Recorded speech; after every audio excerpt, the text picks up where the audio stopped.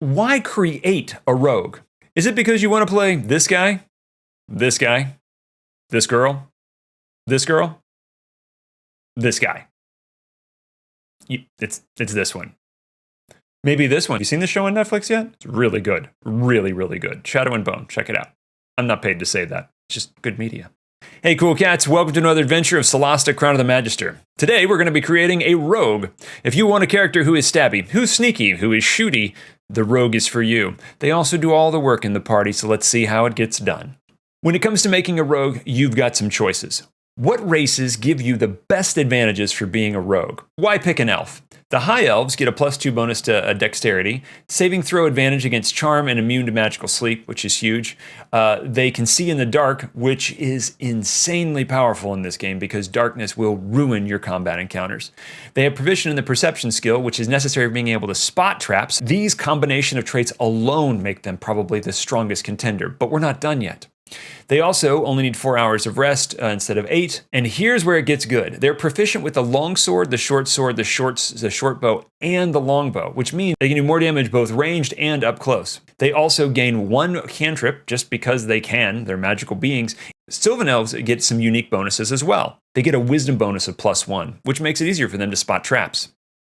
They get proficiency with longsword, short bow, and longbow, which is good for that extra damage. They're proficient in survival and athletics, and they have advantage on survival when hunting. They can make it so the party doesn't have to have as many rations because they're going to be bringing in more food as they travel. If you're planning on being more of a thief, or an assassin, I would lean towards the Wood Elf. If you wanted to be more of the Arcane Trickster, which is something a thief that uses spells, then I would probably go for the High Elf because they get a bonus to intelligence. So, why choose a halfling? +2 to dexterity, as we talked about. They are lucky so that whenever they roll a 1, they get to re-roll it.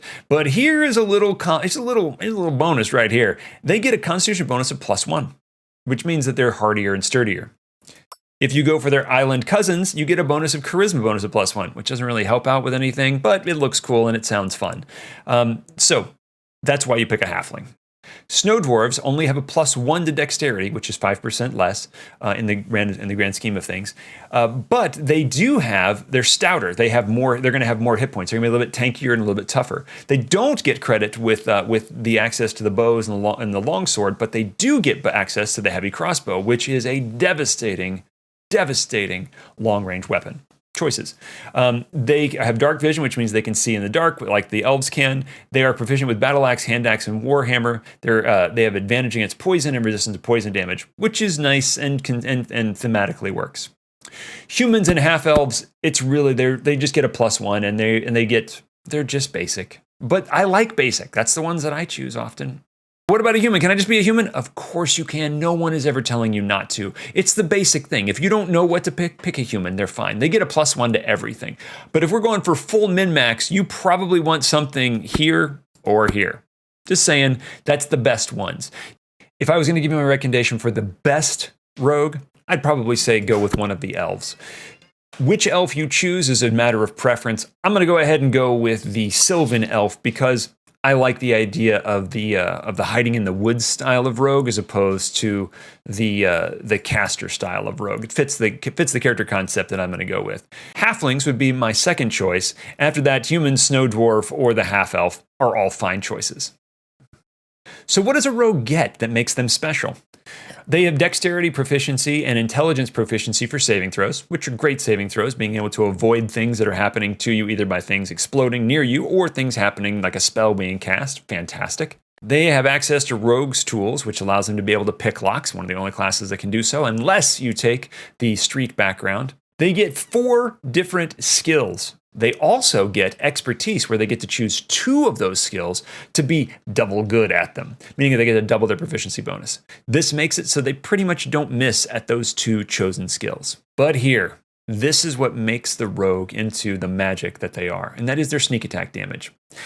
Here they add an extra 1d6 for every 2 levels for 1 creature you hit with advantage using a finesse or ranged weapon once per turn. No need for advantage if an active ally is next to the target. So either you have advantage on them and you get that, or if your fighter is in there fighting them, you just get to shoot them in the back while they're in the middle of a melee combat with your ally. This makes it so you get to do an extra 1d6 of damage whenever you hit. once per turn. This is critical to making sure that your party is able to burn down enemies quickly. Now let's talk about equipment. Oftentimes, I'll say, just take the standard kit, it's fine. But for a rogue, we want to do something a little bit different. Rapier is the number one item that is given to you. We want to select against the rapier. We want to take a short sword. Now, for those of you who saw that pass by quickly, you would see that the rapier does more damage. It's a 1d8. And you're like, oh, that's a bigger die. That's better than the short sword, which does 1d6. But the short sword has a hidden benefit that you don't really catch until you get it. It's a light weapon, which means that you can have one short sword in one hand and another light weapon in the other hand. You cannot do that with the rapier. This gives you 2 chances to hit every turn using your attack action and then a bonus action to attack. You say, what am I going to put in my other hand? You can use one of the 2 daggers that you have here when your character begins, but eventually I want you to move up to having one short sword in each hand. And you may say, well, can I do that right now? I could just do this, but I would tell you don't do that because stabbing people is only one way in which we inflict damage. The other is through archery. Being able to fire arrows at unsuspecting targets or just being able to stay at range is one of the ways in which you're going to inflict massive damage on your opponents. Why? Because if they're fighting one of your friends, you get to do your sneak attack damage to them. If they don't know you're there, you get to do your sneak attack damage to them. So arrows are a big deal. Keep the short bow. For backgrounds, we have 8 choices. Each one gives you bonuses to skills and some equipment or proficiencies. Now, taking a look at all of these, they have their benefits. But if I'm going to pick the one that's the one, it's going to be the spy. And here's why. 1, you're proficient in stealth and deception. And you're like, well, those are already rogue skills that I get from the other thing. Yes, that's true, but those are 2 skills now you don't have to choose when you pick out your class skills so that you can put those into other things. So that's solid. It gives you proficiency with nature and, this is the key one, the Poisoner's Kit. The Poisoner's Kit allows you to be able to make your own poisons, which then you can apply to your weapons so that you get weapon damage, your sneak attack damage, and poison damage all in one shot. That's huge. This is a secret buff that only the spies have access to. I think this makes the spy the ultimate rogue background. Now, if you're someone who is a role player and you want to pick a different angle on these, say that your rogue grew up and they went to school and they dropped out, or they grew up in a religious order and they dropped out, or they were somewhat of a noble family and they decided not to do that any longer and they went off to go adventure, that's fine. You role play it up. But if you're looking for the min-max, clicky clicky, go spy. For the personality tags and the additional personality flags, I leave these to you. Pick whatever you think sounds fun and fits the vibe of the character. It is only used for what the character says in the voice acting. It's all flavor. Now we get to do stats. As you can see, when we arrive, there are already stats here. Those are randomly generated stats created just when I opened the page. I didn't touch anything. And I recommend that if you plan on following this route, don't touch anything. Those are your stats. Now, if I turned on and I was making this character, I would be super excited because there's an 18, a 15, a 14, a 12, a 12, and an 11, which means there are no negatives on this stat array. All of these are positives, and these are good stats. But if you're somebody who doesn't like to use the randomization of rolling stats, you're welcome to use the standard array, which is given to us in the rule set. And this allows you to allocate these scores into your different abilities. That's great. If you want to use the point buy method, that's where you get to individually select that you're going to add points to the skill, taking away from this pool until you reach 0. The highest you can go is a 15 plus your racial bonus is for a maximum of 17. And you're like, but on the other side, I had an 18. Yeah, you rolled that, but that could have been an 8. Could have been. So decide how you want to go. Let's go ahead and say that we're going to use the standard array, and let's talk about how we go about putting together the stats for a rogue, because whichever one of these you do, it's all the same method of what we do. The number one stat that we need is dexterity, so you're going to take your highest score and pop it right there. The second most important thing you can see, and you can see that these are blue because these are things that you need. These are the things that are needed predominantly for the character class you are. It's nice that Solasta adds those. So we're going to put Constitution as being our next highest. That will give us a bonus to our hit points to make us a little bit sturdier, because I'll be honest, sometimes we get hit in fights and we don't want to die. Here's a choice. You want to make sure that your character has some wisdom, because we need to be able to spot those traps. So You can pop that in right there. Gives us a bonus to our perception score. But if you want to make the casting rogue, I think they call it a shadow caster in this particular range, you're going to want to put that next highest one into intelligence. I am planning on making just a straight rogue. So I'm going to make sure that my wisdom is pumped up so I'm able to see all those traps that could befall me. Now, what do we do with the last ones? The statistic that you need the least is called the dump stat. And for the rogue, strength, you might say, oh, well, if I'm using my dexterity for all of my attacks, then I could just use the dump stat to be my strength. But I would caution you against this because encumbrance is a thing, which is how much stuff you can carry. And you're going to be carrying a lot of stuff because after all, you got to haul that loot. So I'm going to recommend that you do not put the stat, your lowest here. Instead, I'm going to say put it into charisma because charisma has no real benefit to the rogue. I might put this to be my higher, put that in strength, though I want to be able to carry a little bit more stuff. Or if I want to have more of a caster type, I might put that here. It's up to you, however you wish to do those. Just make sure that you put dexterity as your highest, put constitution as your second, and then wisdom or intelligence as your third, depending on whether you're a caster or a regular rogue. Already we can see that we are truly the skill monkeys. We have so many that we have in place already just based on our background and our race. We have deception, perception, survival, nature, stealth, and athletics. Already, just to begin with, we get 4 that we get to do. Now, I know that you have to put it into acrobatics, do it. For the other 3 skills, sleight of hand is used infrequently. Although part of the rule set and valid for role-playing purposes is not used in Crown of the Magister's main campaign, it isn't even used, so don't put any points in that one. Investigation, also the same, which leaves us with insight, intimidation, and persuasion. This is where rogues have a true superpower.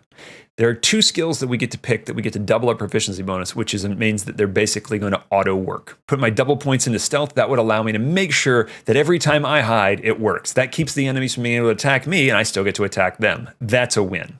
You could say, oh, let's put it in acrobatics or athletics. You could. You totally could. But I think that your better choice is going to be putting it into thieves' tools. And here's why. There are locks in this game. You're going to have to pick them or you can't get through them. And this makes it possible that every time that you choose to pick a lock, it's going to pop.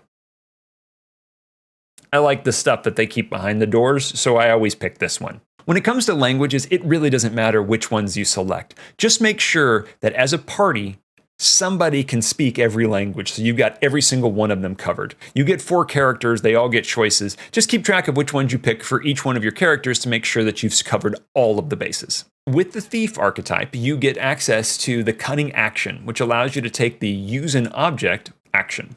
A rogue has a special power which allows them to take a cunning action. In every turn, you can move and you can take an action. So you move and you attack. That's your action. If you move and you attack, you have access to a bonus action, and that bonus action allows you to attack with a second weapon, for example, or take your cunning action. The rogue has access to a series of different tools that they can do in that cunning action. They could dash, they could run farther. They could disengage, which means they could run away without getting hit. They could hide. They can also use an object, which gives them access to use a potion or put poison on their weapon or use an item from their inventory. These are all things that they can do. It just adds that little bit of extra hands ability, gives them a little bit more of action economy. The next one is second story work. Climbing no longer costs you extra movement. Difficult climb surfaces are considered normal for you, and you can jump longer distances. I can tell you that I find this to be super useful because there is a lot of jumping over things and climbing over things in the combat and in the everyday world of Solasta. So I like this one. This is the one that I chose for my character. Was it the best one? You tell me. The Dark Weaver is the assassin type of character class. It gives you a bonus in that you get access to the Poisoner's Kit. Now, if you took the spy version that we talked about before, you already have this. So if your goal is to go with this path, you might want to choose a different background because you're going to get it by level 3, which happens after a couple hours of gameplay, and then you'll have access to the Poisoner's Kit as opposed to getting the same proficiency twice, and it's kind of redundant. You also get Spider on Wall. Climbing no longer costs you extra movement, and difficult to climb surfaces are considered normal for you. Lastly, you get this. Predator. When hitting an enemy on lower ground with a ranged weapon, add your proficiency bonus to the damage. That's an extra +2 or +4 points of damage just for shooting down on somebody, and elevation does play a lot. So this is the idea of being a sniper. It's kind of cool. I like it. What about the Shadowcaster? This is the Arcane Trickster or the Rogue Caster hybrid. So This gives you spellcasting, which allows you to cast wizard spells and cantrips from the Divination, Illusion, Necromancy School, and Abjuration schools.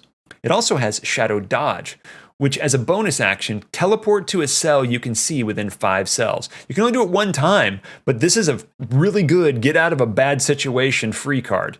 It recharges after a rest. So after a short rest or a long rest, you get it back. But this is like your ultimate get out of jail free card. Poof. Like the basic, I just went with Thief. You may say, oh, I like the idea of being a little bit more dangerous. Oh no, I want to be able to cast spells and do that. Make sure that if you're interested in this one, that you put your 3rd highest ability score into Intelligence.